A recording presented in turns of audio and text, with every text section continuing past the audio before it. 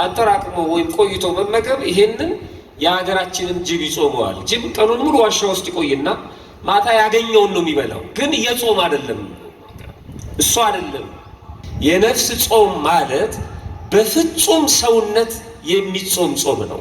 በስጋ ብቻ አይደለም፣ በሁለመና በማንነታችን የምንጾመው ጾም የነፍስ ጾም ተብሎ ይተረጎማል። ብዙ ሰው ጾምን በስጋው ብቻ ነው የሚጾመው።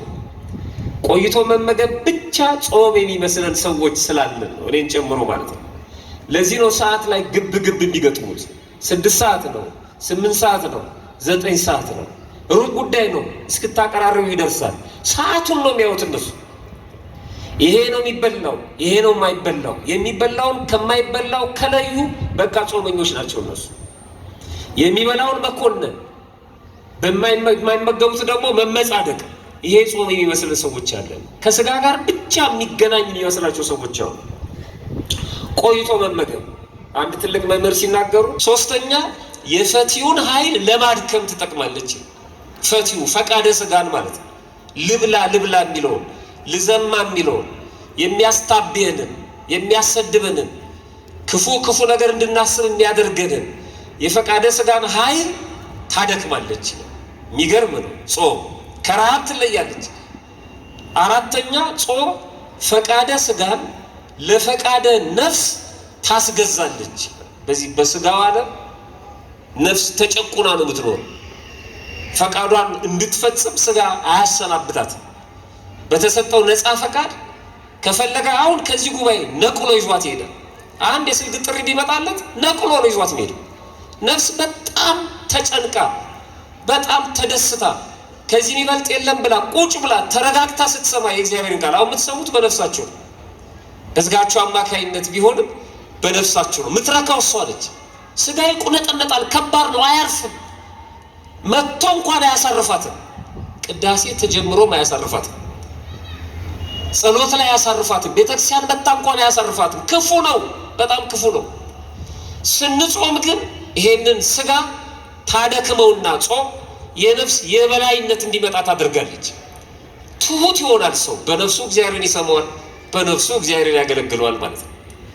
ለዚህ ነው መጾም ማለት እግዚአብሔርን በነፍስ ማገልገል ማለት ነው። በመላው ማንነት ማገልገል ማለት ነው እግዚአብሔርን። መመጽወት ገንዘብን ወይም ልብስን ጨርቅን ነው ወይም የሚበላ ጉራሽን። ሰው ሲመጸውት ገንዘቡን ነው የሚሰጠው፣ ንብረቱን ነው የሚሰጠው። ሲጾምስ ራሱን ነው የሚሰጠው ለእግዚአብሔር ይፈልጋል። መጋቤ ሐዲስ እሸቱ በጣም የምናውቃቸው ተወዳጁ መምህራችን በአንድ ወቅት ምዕመናን ወደ አንድ ቦታ ሲሄዱ አብሬ እየተጓዙ የተዘጋጀ ጉዞ ነበር፣ መንፈሳዊ ጉዞ እና ባስ ውስጥ ወይም መኪና ውስጥ ትምህርት ነበር። ያን ትምህርት አስተምሬ ስጨርስ ጥያቄ አለን ተባልና ከምዕመናን ጥያቄ እየቀረበ ማስተናገድ ጀመሩ እና አንድ ሰው ጥያቄ ጠየቁ እና ጥያቄውን አልገለጡልንም፣ ግን ያንን ጥያቄ መለስኩላቸው አሉ። ለትህትና ብለው እንደውም ይገርማቸዋል። ጠዋት ስወጣ ያነበብኩት ስንክሳር ላይ ሙሉ ሀሳቡ ስለነበር እግዚአብሔር ረድቶኝ በደንብ አብራርቼ መለስኩ አሉ። ከዛ ጥያቄውን ከመለስኩ በኋላ ለእኛ ጥያቄውን ለጠየቁት ሰው ጥያቄው ተመለሰሉት አይደል አልኳቸው። አሁን አግኝቼሻለሁ እንደምንለው በጥያቄ ማለት ነው። ጥያቄው ተመልሶሎታል ብዬ ጠየቁ። አዎ ይገርሞታል፣ አለቃ እያለውንም ጠይቄ ልክ እንደርሶ ነው የመለሱልኝ አሉኝ አሉ። እና ከዛ በጣም ተናደድኩና እርሶ ሰውዬ አይነ ስውርን ከአይነ ስውር ነው የሚያበላልጡት ወይስ ጥያቄ ነው የሚጠይቁት አልኳቸው። እና አንዳንድ ሰዎች እንደዚህ ናቸው ማለት ለመፈተን ነው ጥያቄ የሚጠይቁት። ይሄ ደግሞ ከባድ ነው። መምህራኑ ግን ያውቁታል፣ ተረድተው ይመልሳሉ። እኛ ግን ትዝብት ውስጥ እንወድቃለን እና ያልገባንን ግልጽ ያልሆነውን ጥያቄ ነው መጠየቅ ያለብን፣ እንደ ቤተክርስቲያኒቷ ትምህርት መረጃ ያለውን ማለት ነው። እና ሁሌ በየዓመቱ ዶሮ ስንት ሰዓት ይታረዳል? ጥያቄ አንዳንዱ 10 ሰዓት ይላል፣ አንዳንዱ 1 ሰዓት ይላል፣ አንዳንዱ 12 ሰዓት ይላል። ልብን ለማሳረፍ አጀንዳዋ ግን አይደለም። የቤተክርስቲያን አጀንዳ ዶሮ ማረድ አለ፣ ሌላ ነው። ከጾም ውጪ ወይም በፍስክ ጊዜ የሚደረገውን በጾም ሰዓት ለማድረግ የሚሞክሩ ሰዎች አሉ። እግዚአብሔር ለሁላችንም ልቦና ይስጠን። ግን የጾም አጀንዳ እሱ አይደለም እና ይህም ሰው ሊፈትነው መጥቶ ጥያቄ ጠየቀው። የትኛይቱ ትእዛዝ ታላቅ ናት ብሎ ጠየቀው። ኢየሱስም እንዲህ አለው፣ በትህትና መለሰለት፣ ጌታ አምላክህን በፍጹም ልብህ፣ በፍጹም ነፍስህም፣ በፍጹም ሐሳብህም ውደድ። ታላቂቱና ፊተኛይቱ ትእዛዝ ይህች ናት። ሁለተኛይቱ ይህችን ትመስላለች፣ እርሷም ባልንጀራህን እንደ ነፍስህ ውደድ የምትለው ናት። እነዚህ በሁለቱ ትእዛዛት ሕጉም ሁሉ ነቢያቱም ተሰቅለዋል ወይም ይፈጸማሉ አለው ይላል። እኔ አሁን ይሄ የተጠቀሰበት በሐዲስ ኪዳን ራሱን የቻለ አውድ አለው መተርጉማኑ የሚያስቀምጡት። እኔ ግን ለተነሳውበት ሐሳብ የጠቀስኩት ሊቃውንቱ ሲተረጉሙ ወበኩሉ ነፍስከ የሚለውን በፍጹም ሰውነትህ ብለው ይተረጉሙታል። የነፍስ ጾም ማለት በፍጹም ሰውነት የሚጾም ጾም ነው። በስጋ ብቻ አይደለም፣ በሁለመና በማንነታችን የምንጾመው ጾም የነፍስ ጾም ተብሎ ይተረጎማል። ብዙ ሰው ጾምን በስጋው ብቻ ነው የሚጾመው። ቆይቶ መመገብ ብቻ ጾም የሚመስለን ሰዎች ስላለን ነው፣ እኔን ጨምሮ ማለት ነው። ለዚህ ነው ሰዓት ላይ ግብ ግብ የሚገጥሙት። 6 ሰዓት ነው፣ 8 ሰዓት ነው፣ 9 ሰዓት ነው፣ ሩብ ጉዳይ ነው፣ እስክታቀራርቡ ይደርሳል። ሰዓቱን ነው የሚያዩት እነሱ።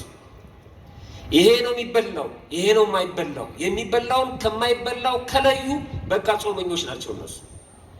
የሚበላውን መኮነን፣ በማይመገቡት ደግሞ መመጻደቅ። ይሄ ጾም የሚመስል ሰዎች አለን። ከስጋ ጋር ብቻ የሚገናኝ የሚመስላቸው ሰዎች አሉ። ቆይቶ መመገብ፣ አንድ ትልቅ መምህር ሲናገሩ አጠራቅሞ ወይም ቆይቶ መመገብ፣ ይሄንን የሀገራችንን ጅብ ይጾመዋል። ጅብ ቀኑን ሙሉ ዋሻ ውስጥ ይቆይና ማታ ያገኘውን ነው የሚበላው። ግን እየጾም አይደለም እሱ አይደለም።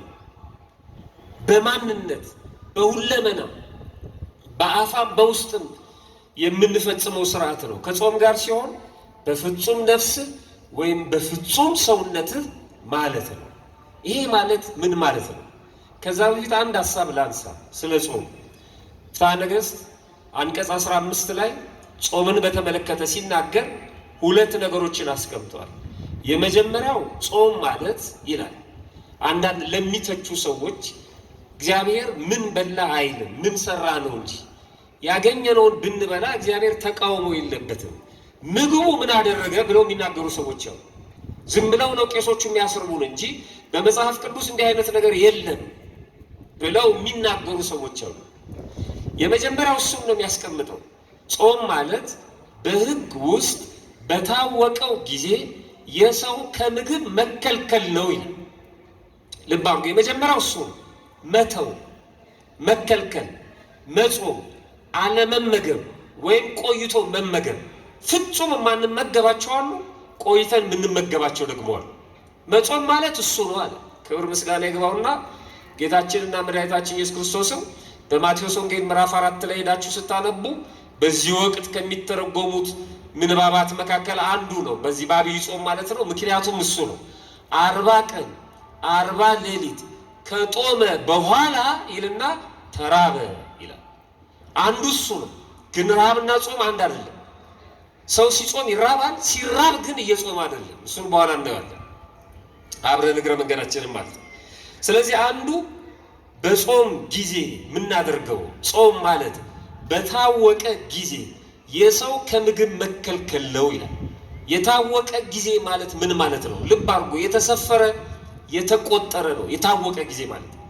ቤተክርስቲያናችን የታወቁ የጾም ጊዜያቶች አሏት። የታወቀ ጊዜ ማለት 7ቱ አጽዋማት ማለት ነው። በአዋጅ የምናውቃቸው ሁሉም የሚያውቃቸው ሌሎች የአጽዋማት ጊዜ አሉ። ከንስሐ አባታችን ጋር ተነጋግረን በፈቃድም የምንጾማቸው እነዚህ ለአንዱ ሲታወቁ ለአንዱ ያልታወቁ ስለሚሆኑ ማለት ነው። የታወቀ የሚለው 7ቱ የአዋጅ አጽዋማት ነው በታወቀ ጊዜ። የታወቀ ሰዓት ደግሞ የተሰፈረ የተቆጠረ ሰዓት አሉ። 9 ሰዓት፣ 11 ሰዓት፣ 12 ሰዓት እስከ ምሽቱ 1 ሰዓት። እነዚህ የታወቁ ሰዓቶች ናቸው። ደግሞ 18 ሰዓት ስጋው ደግሞ ስንቀበል ማለት ነው። እነዚህን ከፋፍለው አባቶቻችን አስቀምጠውታል። ዐቢይ ጾምም 3 አይነት ሰዓቶች አሉት። 11 ሰዓት፣ 12 ሰዓት፣ 13 ሰዓት። ወደዛ ዝርዝር አልሄድም። ከቅዳሴ ስንወጣ 9 ሰዓት። እነዚህ የታወቁ ሰዓታት የታወቁ ጊዜያቶች የሚላቸው እነዚህ ነው። ጊዜያቶቹ እና ዓርብና ረቡዕን ጨምሮ 7ቱ አጽዋማት የጾም ጊዜ የጾም ወቅት እንዳለ መጽሐፍ ቅዱስ ይናገራል። አሁን የጾም ወቅት ላይ የጾም ጊዜ ላይ ነው ያለ ነው። አንዳንዶች ይሄን አይደግፉትም። በፈለከው ሰዓት መጾም ትችላለህ የሚሉም አሉ። ጾምን ከተቀበሉ በኋላ እንደሱ አይደለም። በፈለግነው ሰዓት ተነስተን የምንጾምበት በፈለግነው ሰዓት ደግሞ የምንፈስክበት ስርዓት የለም። መጽሐፍ ቅዱስ እንደዚህ ይላል። የሐዋርያት ሥራ ምዕራፍ 27 ቁጥር 9 ላይ ብዙ ጊዜም ካለፈ በኋላ የጦም ወራት አሁን አልፎ ስለነበረ በመርከብ ለመሄድ አሁን የሚያስፈራ ነበር ይላል። ብዙ ጊዜም ካለፈ በኋላ የጦም ወራት አሁን አልፎ ነበር ይላል። የምን ወራት ነው ያለው? የጦም ወራት ማለት ነው። ጊዜያት ወይም ወቅቶች እንደነበሩት ጾም መጽሐፍ ቅዱስ ይነግረናል። ሁለተኛው ፍትሐ ነገሥቱ የሚነግረን ሁለተኛው ሐሳብ የጾምን ትርጉም ነው። ምስጢራዊ ትርጉሙን ሲነግረን ከላይ ያለው ቅድም እንደነገርኳችሁ በታወቀ ጊዜና ሰዓት የሰው ከምግብ መከልከል ጾም ነው ብሎ ከምግብ የምንከለከልባቸው ጊዜያቶች አሉ። ፈጽሞ ማንመገባቸው ምግቦች አሉ። ቆይተን የምንመገባቸው ምግቦች አሉ። ሁለተኛው ትርጓሜ ወይም ምስጢር አንደኛ ሰው በደሉን ለማስተስረይ ትጠቅማለች ይላል። ጾም የኃጢአት ስርየት ለማግኘት ትጠቅማለች። ከሚታዘዙ የንስሐ መድኃኒቶች መካከል አንዱ በነፍስ ሐኪሙ በካህኑ ከሚታዘዙት መድኃኒቶች መካከል አንዱ ጾም ነው። ልክ ሐኪሙ ማዘዣ ጽፎ ፕሪስክሪፕሽን የምንለው መድኃኒት እንደሚያዝልንና ሰዓቱን ነግሮን መጠኑን ነግሮን ውሰዱ እንደሚለን የነፍስ ሐኪሞቻችን ካህናቱ ቀኖና ከሰጡን በኋላ ወይም ኃጢአታችንን ከተናዘዝን በኋላ ከሚያዙልን መድኃኒቶች አንዱ ጾም ነው። ይሄን ያህል ሰዓት ይሄን ያህል ጊዜ ጾም ይሉናል። ለምን? የኃጢአት ስርየት ለማግኘት ማለት ነው። ስለዚህ የሚጾም ሰው የኃጢአት ስርየት ያገኛል። ኃጢአትን ለማስተስረይ ትጠቅማለች። ሁለተኛ ዋጋን ለማብዛት ትጠቅማለች። ከእግዚአብሔር የምንቀበላቸው የተለያዩ ጸጋዎች ዋጋዎች አሉ። የነፍስም የስጋም ማለት ነው። ዋጋ ለማግኘት ነው የምንሮጠው ወደ ቤተ ክርስቲያን። እግዚአብሔር ዋጋ ያሳጣን። በእውነት በኃጢአታችን ምክንያት የምናጣው ዋጋ አይኖርም። ቆምን በማስተማራችን ቁጭ ብለን በመማራችን በመቀደሳችን በማስቀደሳችን በማገልገላችን መተን በመሳለማችን በመውደቅ በመነሳታችን በመመጽወታችን በመዘመራችን ስሙን በመጥራታችን መታሰቢያውን በማድረጋችን የምናገኛቸው ዋጋዎች ብዙ ናቸው። እነዚህን ዋጋ ለማብዛት ጾም አንዱ መንገድ ነው። ዋጋውን ለማብዛት ትጠቅማለች ይላል። ከእግዚአብሔር የምናገኘው ዋጋ። ሶስተኛ የፈቲውን ኃይል ለማድከም ትጠቅማለች። ፈቲው ፈቃደ ስጋን ማለት ነው። ልብላ ልብላ የሚለውን ልዘማ የሚለውን የሚያስታብየንን የሚያሰድበንን ክፉ ነገር እንድናስብ የሚያደርገንን የፈቃደ ስጋን ኃይል ታደክማለች። የሚገርም ነው። ጾም ከረሃብ ትለያለች። አራተኛ ጾም ፈቃደ ስጋን ለፈቃደ ነፍስ ታስገዛለች። በዚህ በስጋው ዓለም ነፍስ ተጨቁና ነው የምትኖር። ፈቃዷን እንድትፈጽም ስጋ አያሰናብታትም። በተሰጠው ነፃ ፈቃድ ከፈለገ አሁን ከዚህ ጉባኤ ነቅሎ ይዟት ይሄዳል። አንድ የስልክ ጥሪ ቢመጣለት ነቅሎ ነው ይዟት የሚሄድ። ነፍስ በጣም ተጨንቃ በጣም ተደስታ ከዚህ የሚበልጥ የለም ብላ ቁጭ ብላ ተረጋግታ ስትሰማ የእግዚአብሔርን ቃል አሁን የምትሰሙት በነፍሳችሁ ነው። በስጋችሁ አማካይነት ቢሆንም በነፍሳችሁ ነው። ምትረካው እሷ ነች። ስጋ ይቁነጠነጣል፣ ከባድ ነው፣ አያርፍም። መጥቶ እንኳን አያሳርፋትም። ቅዳሴ ተጀምሮም አያሳርፋትም። ጸሎት ላይ አያሳርፋትም። ቤተክርስቲያን መጣ እንኳን አያሳርፋትም። ክፉ ነው፣ በጣም ክፉ ነው።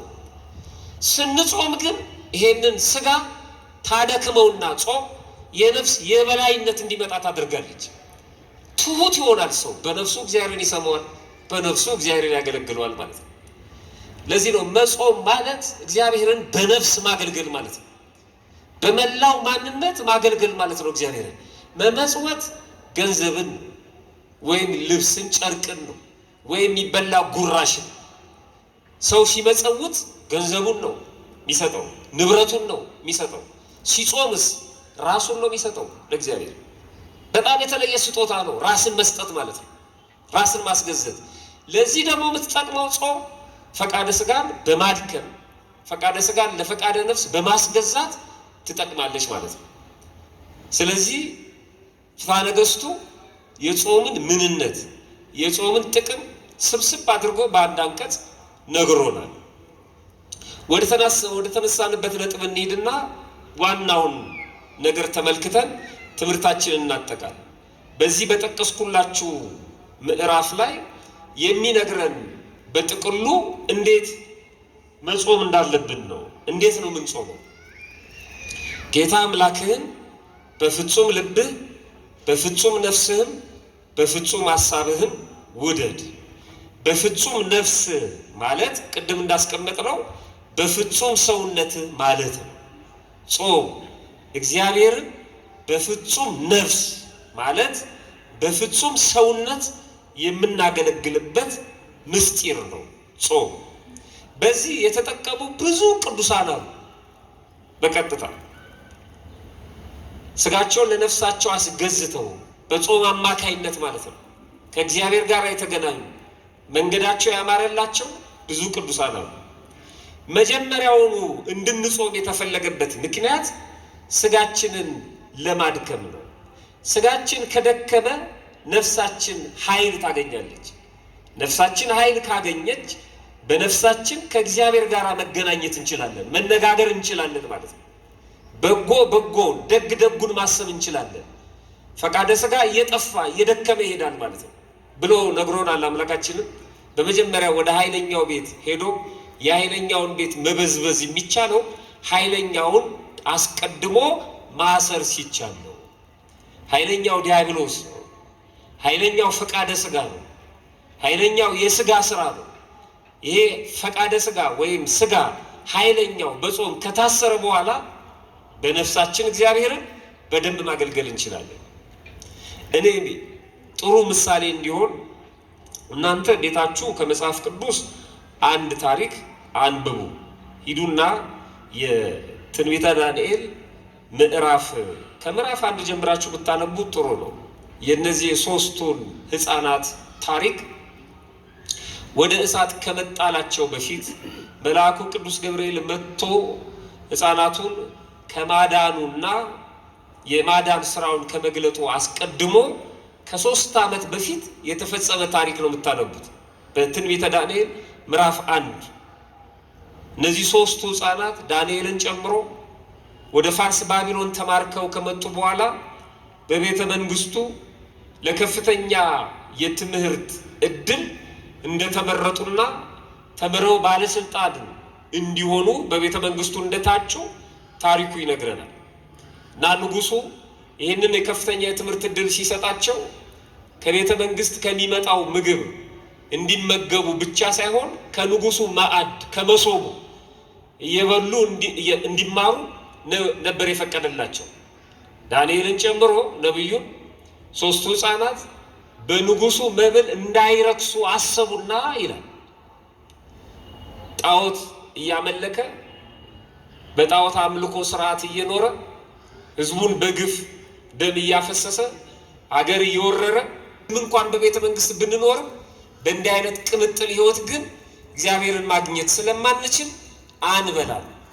እንማራለን ትምህርቱን ግን ምግቡን አንመገብም። አይሆንም አላቸው። የትምህርት ቤቱ ዲን ሜልዳር ይባላል። ኃላፊነቱ የተሰጠኝ ከቤተ መንግስቱ መሶብ እየበላችሁ ትምህርታችሁ እንድትማሩ ነው። ካለበለዛ ግን ፊታችሁ ከጠቆረ ሰውነታችሁ ከከሳ እኔን ነው ንጉሱ እርምጃ የሚወስድብኝ። አይሆንም አላቸው። እንደሱ ከሆነ ችግሩ ለ10 ቀን ሞክረን 10 ቀን ለኛ ጥራጥሬ ትንሽ ጥሬና ትንሽ ውሃ እየሰጠ ከቤተ መንግስት የሚመጣውን ምግብ የፈለከውን አድርግ። ከ10 ቀን በኋላ ግን ማንም ሰው ሳያየን እኛን አውጣና ተመልከተን። አንተ እንዳሰብከው ከስተን ጠቁረን ካገኘህን የምትፈልገውን ነገር ማድረግ ትችላለህ አሉት። ሳያስጨንቁት እሱንም ማለት ነው። የእሱንም ሀሳብ ተረድተው። አንዳንድ ሰው የራሱን ሀሳብ ነው የሚፈጽመው እንጂ የዛን ሰው ሀሳብ አይቀበልም። 2-3 ቀን ገዳም ቆይተው የመጡ ሰዎች ቤት ውስጥ የመጀመሪያ እርምጃቸው ጀበና መስበር ነው። በጣም ይገርመኛል። እናቱ ስንት ዓመት ያፈላችበትን ጀበና ማለት በካልቾ ይሏል። ምን ነው ቡና እንዳይጠጣ ተብሏል እዚህ ቤት። የሰማው እኮ አንተ ነህ፣ እናት አልሰማችም።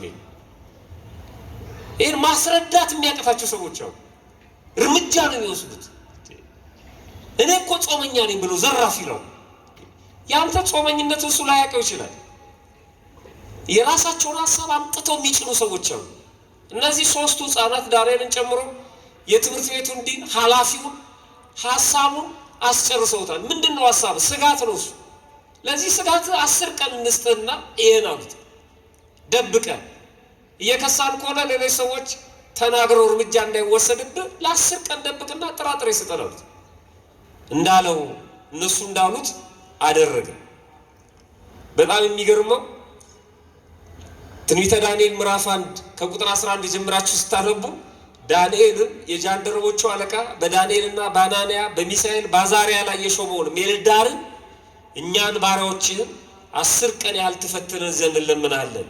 የምንበላውን ጥራጥሬ የምንጠጣውን ውሃ ይስጡን። በጥሬ መጾም፣ በትንሽ ውሃ መቆየት ከመጽሐፍ ቅዱስ የተወሰደ ነው። አሁን ለፍልሰታ እናቶቻችን አስቀድሰን ስንወጣ በየቤተክርስቲያኑ ዛፍ ስር ንፍሮውን አንፍረው አንዳንዱን በውሃ ዘብዝፈው ባቄላውን እንደሚደረገው ማለት ነው በማንኪያ እየጠለፉ ይሰጡናል። ያንን እየቀመስን እንሄዳለን። እኛ ግን እሱም ብቻ አይደለም፣ ከጎን ደግሞ ዳቦ ሲሰጥ እንቀበላለን፣ እንጀራም ከተሰጠ እንቀበላለን። ግቢ ውስጥ ያለውን በሙሉ ጠራርገን ነው ይዘን የምንሄደው። የቀድሞቹ እሱን ቀምሰው ነው የሚውሉት። ያችን ጥሬ ቀምሰው ፍኟን ማለት ነው። በጥሬ መጾም ከመጽሐፍ ቅዱስ የተወሰደ ነው። 3 ዓመት ተማሩ እንደዛ እያደረጉ ማለት ነው። የመጀመሪያው ግን ከ10 ቀን በኋላ እንደተባለው ከዚያ በኋላ የእኛን ፊትና ከንጉሱ መብል የሚበሉትን የብላቴኖቹን ፊት ተመልክተ እንዳየኸው ሁሉ ከባሪያዎቹ ጋር የወደድከውን ታደርጋለህ አሉት ይላል። ይህን ንግግራቸውን ሰምቶ 10 ቀን ፈተናቸው ይላል። የሚደንቅም 10 ቀን ፈተናቸው። ምን እያደረገ? ጥሬ እየሰጣቸው 10 ቀን። ከ10 ቀን በኋላ አወጣቸው። ሌላ የትምህርት ዕድል የተሰጣቸው ከቤተ መንግስት የሚመገቡ ወጣቶችንና እነዚህን 3ቱን ዳንኤልን ጨምሮ አወጣቸው። ከ10 ቀን በኋላ ከንጉሱ መብል ከበሉት ብላቴኖች ሁሉ ይልቅ ፊታቸው አምሮ ስጋቸው ወፍሮ ታየ ይላል። ሽምብራ ነው እንዲያወፈራቸው? ጥቂት ውሃ ነው እንዴ? ማን አብሯቸው ስለነበር ነው? እግዚአብሔር ነው። አንዳንድ ሰው ጾም የሚያከሳ ይመስለዋል፣ የሚያሳምም ይመስለዋል። አዎ ከስጋ ጋር ካገናኘ ነው እንደዚህ ነው። ጾም የሚያጎሳቁል ይመስለዋል። ጾም እንደዚህ ካገናኘ ነው እንደዚህ ነው። የነፍስ ጾም ሲሆን ግን እንዲህ አይደለም። በጣም ገረመው። ሜልዳር መብላቸውንና የሚጠጡትን ጠጅ አስቀርቶ ጥራጥሬውን ሰጣቸው። ስንት ዓመት? 3 ዓመት። ከዛ በኋላ ትምህርታቸውን ጨረሱ። ከዛ በኋላ ተሾሙ። ከዛ በኋላ የንጉሱ በዓል ላይ ተገኙ። ከዛ በኋላ ይቀጥላል ታሪኩ። በንጉሱ በዓል ላይ የተገኙት በሙሉ ንጉሱ ላሰራው ጣዖት ወድቀው ሰገዱ። ከቤተ መንግስት የበሉት፣ ነፃ የትምህርት ዕድል ያገኙት፣ ንጉሱ የተንከባከባቸው፣ ከእግዚአብሔር ጋር የኖሩት እነዚህ 3ቱ ህፃናት ግን አልሰገዱም። ነገር ሰሪዎች ወስደው ተናገሩ። አይሰግዱም። ያበላቸው፣ ያጠጣቸው፣ ያሳደግካቸው፣ ያስተማርካቸው፣ የሾምካቸው የሚገለን ይሉኝታ አይደለኛ ማተባችን እስከ ማስነጠስ የሚያደርስ ይሉኝታ እኮ እንዳናስቀድስ የሚያደርገን ይሉኝታ ነው። ትንሽ ወንበር ስናገኝ አጠገባችን ያለው ሰው ባለስልጣን ከሆነ በጣም የሚገርም እኮ እሱ ያላለንን ወደ ቤተክርስቲያን አትሂድ ሳይለን ገና እኛ ስለ ቤተክርስቲያን ጥላቻ እናወራለን እሱ ፊት ማለት ነው። በጣም ጽንፍ ሄደን ማለት ነው። አንመሰክርም፣ ሃይማኖታችን እንሸማቀቅበታለን። ነጠላችንን አጥፈን የሆነ ነገር ውስጥ ነው የምንከተው። ከነጠላችን ከታየን ፋራ ቂል የምንባል ይመስለናል። ስራቸውን ነው የሰሩት እነሱ። በዓሉ ላይ ተገኝተዋል። ሁሉም ሲሰግድ አልሰገዱም። አይሰግዱም እኮ የሚል መልእክት ደረሰው ንጉሱ። ጥሯቸው አለ። ተጠርተው መጡ። እውነት ነው የምሰማው? አዎ። ለምን? እኛ የምናመልከው እግዚአብሔር አለ። አስተምሯቸው 3 ዓመት በምርኮ እያሉ መጤ ሆነው ስደተኛ ሆነው በሰው ሀገር የሚገርም ጽናት ነው። እሳት አነደደ። ከእጄ የሚያድናችሁ የለም፣ ብትሰግዱ ይሻላቸዋል። በዚህ ነገር አንመልስልህም፣ አትድከም አሉት። ንጉሥ ሆይ እኛ የምናመልከው እግዚአብሔር አንተ ካነደርከው እሳት ያድነናል አሉና ባያድነንም አሉ። የሚገርመው ቃል እሱ ያድነናል ባያድነንም አሉ። ተጠራጥረውት ነው አይደለም። በእግዚአብሔር አፍረው ነው አይደለም። ለምን ባያድነንም አሉ? ማዳንና አለማዳን የማድርሻ ነው የእግዚአብሔር ነው። የእኛ ድርሻ መመስከር ብቻ ነው። እንዴ ባይመጣስ ይላል አንዳንድ ሰው። አንተን መጥራት ብቻ ነው። መምጣት አለመምጣት የሱ ጉዳይ ነው። አንኳኩ ነው ያለው። እስከ መቼ ይላል? እስኪከፈትልን ነው፣ እስኪሰጥ ድረስ ነው። የእኛ ድርሻ መለመን፣ ለማኞች ነን። የእኛ ድርሻ ደጅ መጥናት ነው። ደስተኞች ነን፣ ፍጡራን ነን። ይህንማ ማወቅ አለብን። በእሱ ድርሻ ይገባል። ዛሬ መድኃኒዓለም ከዛሬማ ማለፍ የለበትም ይሏል። ቀበሌ ሄዶ ጉዳይ የሚያስፈጽም ሰው መድኃኒዓለም ጋር መጥቶ ዛሬ ነው ይሏል። የራሱ ካላንደር አለው። እናቱን እንኳን ጊዜ ገና ነው ብሏታል። ጊዜ አለው፣ መጠበቅ ነው፣ ደጅ መጥናት ነው። ምክንያት አለው እሱ የሚያዘገይበት። ደግሞ በእግዚአብሔር ዘንድ አያዘገይም፣ በሰዓቱ ነው የሚያመጣው። የሚዘገይ ጉዳይ የለም። ባያድነንም ማዳንና አለማዳን የእሱ ድርሻ ነው። ይኸው እግዚአብሔር መንገዱ ብዙ ስለሆነ ለንጉሱ የሚነግሩት እሳት ውስጥ ገብተው ቢሞቱ በነፍስ እንደሚድኑ ያውቃሉ። ንጉሱ ግን እሳት ውስጥ ገብተው ሞቱ፣ ገደልኳቸው፣ አላዳናቸውም ነው የሚለው እግዚአብሔር። ስለዚህ ገብተን ብንቃጠል እንኳን እያሉት ነው። እግዚአብሔር የሌለ እንዳይመስልን፣ ባያድነን በአንተ አስተሳሰብ ከእሳቱ ባያወጣን የሌለ እንዳይመስልን። ባያድነንም አንተን አቆምከው ምስል አንሰግድም ነው። እሰሯቸው አለ፣ ታሰሩ። ተሸክሟቸው፣ ተሸክሙ። የት አለ እግዚአብሔር አላሉ። እየታሰሩ ተሸክመው ሲወስዷቸው የት አለ እግዚአብሔር አላሉ። የእነሱ ድርሻ አይደለም። መምጣት ያለ መምጣት የእሱ ጉዳይ ነው። መመስከራቸውን ብቻ ነው። እረ ጎበዝ እየሄድን እኮ ነው ወደ እሳቱ፣ የት አለ እግዚአብሔር አላሉ። ወረወሯቸው እሳት ውስጥ። አይገርምም? አብሯቸው ማን ተገኘ? ቅዱስ ገብርኤል። ከ3 ዓመት በፊት ያውቃቸው ስለነበር ነው ወዳጅ። እዛ መንገድ ላይ አግኝቷቸው አይደል? በጾማቸው፣ በጸሎታቸው፣ በእምነታቸው ያውቃቸው ስለነበር። እኛ የጨነቀን ጊዜ ነው ወደ እግዚአብሔር የምንሄዱ። ከዛ በፊት እኮ አናውቀው። ያውቁ ዛሬ ነው ምን ጀምረው ማለት ነው። ግን ቸር ነው እግዚአብሔር፣ አባብሎ ያቆየናል። የተሳካለን ጊዜ እኮ የለንም። የከበቡ ሌሎች ናቸው። የመከራ ጊዜ ነው። እነሱ የመከራ ጊዜ አይደለም የጠሩት። የሹመቱ የሽልማቱ ጊዜ አብረውት ነበሩ። ነፃ የትምህርት ዕድል ሲሰጣቸው አብረውት ነበሩ። በፍጥነት ነው የገባው እና እንኳን አላሉትም፣ አብሯቸው ነበራ። ያን ምድራዊ እሳት አጠፋው። አይው መጾም፣ ከእግዚአብሔር ጋር መሆን በጣም የሚገርም ነው። የነፍስ ጾም ፍጹም ያድነኛል ማለት የሚደንቅ ነው። እንዳይረክሱ ማሰብ፣ በመብል መርከስ እንዳለ ማሰብ። ጾም እኮ እሱ ነው። መብል ያረክሳል። እንደውም ከእርግማን በኋላ ነው የመጣው። መብል መጠጥ እኮ ነው ከእርግማን በኋላ ነው። ለዚህ ነው እንስሳ ወይም የጋማ ከብቶች የምንላቸው ቅዱስ ዮሐንስ አፈወርቅ እንደተናገረው አብዝተን በመገብናቸው ቁጥር ይላል እንስሳቱ አብዝተን በመገብናቸው ቁጥር አብዝተው ለጭነት ዝግጁ ይሆናሉ። ሰው ግን አብዝቶ በጾመ ቁጥር ነው አብዝቶ ለአገልግሎት ዝግጁ ይሆን። በተመገበ ቁጥር እየደከመ ነው የሚሄድ። ሰው ሲበላ ይደክመዋል። አንዱ የእርግማን ውጤት ስለሆነ ማለት ነው። ስለዚህ ሰው ሲጾም ወደ እግዚአብሔር እየተጠጋ ነው የሚሄደው። የመጨረሻ አንድ ታሪክ ልጨምርና ትምህርት ላጠቃል። የነፍስ ጾም በዚህ በስንክሳር ታኅሳስ 13 ቀን የሚነበበው ላይ ከ3ቱ መቃርሶች አንዱ አባ መቃርስ ታሪኩ ተጽፎ እናነባለን። ቤታችሁ ስትገቡ መጽሐፈ ስንክሳር ጎግል ላይ ሰርች አድርጋችሁ ጠዋት ሁሌ አንዱ የየቀኑን እያነበባችሁ ብትወጡ ጥሩ ነው። በዚህ አጋጣሚ ልንገራችሁ፣ በጣም የተለየ እርካታ ነው የምታገኙት። የዛን ቅዱስ በረከት ታገኛላችሁ፣ እውቀት ታገኛላችሁ፣ ወደ እግዚአብሔርም እየተጠጋችሁ ትሄዳላችሁ። በቀን አንዱ የቀኑን ማለት ነው። ዋናው ብዙ የቅዱሳን ታሪክ ሊኖር ይችላል። 3 4 አንዱን እንኳን አንብበን ከወጣን በታክሲም ስንሄድ በምንም ቢሮም ባለን ሰዓት ብናነብ ጥሩ። መጽሐፈ ስንክሳር ታኅሳስ 13 ቀን ከሕፃንነቱ ጀምሮ ይሄ አባ መቃርስ ይሄ ትልቁ መቃርስ አይደለም፣ ከሁለቱ አንዱ መናኝ የነበረው እና መጽሐፍትን በሙሉ ከሕፃንነቱ ጀምሮ ይመረምር ነበር እና መጽሐፍት አንብቦ ሲጨርስ በሱ ልክ ማለት ነው ካነበባቸው መጽሐፍቶች 3 ነገሮችን አገኘ ይላል። ስንት ነገሮችን አገኘ? 3 ነገሮችን። ብዙ መጽሐፍ አንብበናል። ከእያንዳንዱ መጽሐፍ ስንት ነገር እንዳገኘን ወደ ኋላ ሄደን መጠየቅ አለብን። አንዳንዱ ቁጥር ነው፣ ይህን ያህል መጽሐፍ አንብቤያለሁ ይላል፣ ግን ባዶ ነው። ነጭ ወረቀት ይዛችሁ ያነበባችሁት መጽሐፍ ስትጨርሱ ከዚህ መጽሐፍ ምንድን ነው ያገኘሁት? ከእምነታችሁ አንጻር፣ ከስራችሁ አንጻር፣ ከማህበራዊ ሕይወት አንጻር ጽፎ ያንን እዛ መጽሐፍ ውስጥ ማስገባት፣ ደግሞ ወደሚቀጥለው መጽሐፍ መሸጋገር ማለት ነው እንጂ ዝም ብሎ ልክ እንዳለቀ ሌላ መጽሐፍ የሚስብ ሰዋል እና በቀን 40 መጽሐፍ አነበብኩ 3 መጽሐፍ አነበብኩ ይላል። እሱ ምንም ዋጋ የለውም። ስናነብ ምንድን ነው ያገኘ ነው ከዛ መጽሐፍ?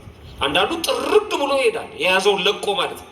የሆነ የፍልስፍና መጽሐፍ ያነብና እስከ ዛሬ ለካ እየታታለልኩ ነበር ይላል። እንደሱ አይደለም። እና ምንድን ነው ከአንዱ መጽሐፍ አንደኛው መጽሐፍ ደግሞ በተለይ መንፈሳዊ መጽሐፍ ስናነብ በጣም ጥንቃቄ ማድረግ አለብን። እና 3 ዋና ዋና ነገሮችን አገኘ ለራሱ። መጽሐፍቶች ቅዱሳት መጽሐፍትን አንብቡ። አንደኛ ይሄ ዓለም በጠቅላላ እንደሚያልፍ ተረዳ። ዓለም ይሄ ጣራው፣ ግድግዳው፣ ዛፉ፣ ቅጠሉ ሳይሆን ኑሮው ራሱ፣ ሹመቱ፣ ሽልማቱ፣ ሀብቱ፣ ድህነቱ፣ ታላቅነት፣ ታናሽነት፣ ተፈናቃይ፣ አፈናቃይ፣ ገዢ፣ ተገዢ፣ አሳሪ፣ ፈቺ፣ ይሄ በሙሉ ያልፋል። ጠቅላላ ያልፋል። ያለው ሰው ለካ ዝም ብሎ ነው የሚደክመዋል። ሁሉም ያልፋል። በዓለም ላይ የሚክብ አለ፣ በዓለም ላይ የሚገነባ አለ። ማለት እስከ መጨረሻው ድረስ የሚሆን የሚመስለው እዚሁ የሚኖር ማለት ነው። ሁሉም ነገር እዚሁ ኢንቨስት የሚያደርግ ማለት ነው። ነፍሱን የሚረሳ ሰማያዊ ቤቱን የዘረጋ ሰው አለ። ያልፋል። ይሄ እንዳለ ያልፋል፣ ተጠራርጎ ያልፋል። ሁለተኛ በኃጢአተኞች ላይ ይፈርዳል እግዚአብሔር። ወደ ዘላለም እሳት፣ ወደ ገሃነመ እሳት ይሄዳሉ ኃጢአተኞች። ሶስተኛ በጻድቃን እንደሚፈርድላቸው፣ ለጻድቃን እንደሚፈርድላቸው ተረዳ። ወደ ዘላለም ሕይወት ይሄዳሉ፣ መንግስቱን ይወርሳሉ። እነዚህ 3 ነገር ተረዳ። ታዲያ እኔ አሁን የአባቴን የእናቴን ሀብት ወርሼ አግብቼ ወልጄ ባለስልጣን ሆኜ ተሹሜ ነግጄ አትርፌ የመኖሬ ሁኔታ ምን ዋጋ አለው አለ። እሱ ነው ያለው። ይሄን ምን ይጠቅማል መድከም ዝም ብሎ? ስለዚህ ገና ካሁኑ እግዚአብሔርን አግኝቼ ከእግዚአብሔር ጋር እየኖርኩ ሲመጣ በቀኝ መቆም ይሻለኛል ብሎ ወሰነ። ሁሉን ነገር አልፈልግም አለ። ወደ ምናኔው ህይወት ገባ። ለመጀመሪያ ጊዜ ከሚኖርበት ከተማ ውጪ በጣም ሩቅ ቦታ ሄዶ በአንድ ገዳም በስርዓተ ምንኩስና በምናኔ መኖር ጀመረ። ሰው የማይደርስበት ብሎ አስቦ ማለት ነው። ምክንያቱም ሰው ከመጣ ከባድ ነገር ነው፣ በዓለም ውስጥ ያለውን ነገር አያለው ብሎ በጣም ሩቅ ክብረ በዓል ላይ ብዙ ከቆየ በኋላ በምናኔ ህይወት በጣም ጠንካራ ሆኖ ከእግዚአብሔር ጋር እየተነጋገረ ቆይቶ አንድ ቀን የከተማ ሰዎች ሲመጡ ተመለከተ። እዛ ይሄ ነገር ለከተማ ቅርብ ነው ለካ፣ እኔ ሩቅ ነው ብዬ ነበር። የከተማ ሰዎች ከመጡማ ምን ዋጋ አለው፣ ከዚህም መራቅ አለብኝ ብሎ አሰበ ይላል። ድሮ እንደዚህ ነበር፣ ሰው ከከተማ ይርቃል። አሁን አንዳንድ ሰዎች ከከተማ የራቀውን ሰው በምናኔ በብህቱና የሚኖረውን ሰው ያመጡትና ከተማቸው ላይ ወይም ቤታቸው ላይ የራሳቸው የግላቸው አባት ያደርጉታል፣ ያበሉታል፣ ያጠጡታል፣ ያሰናክሉታል።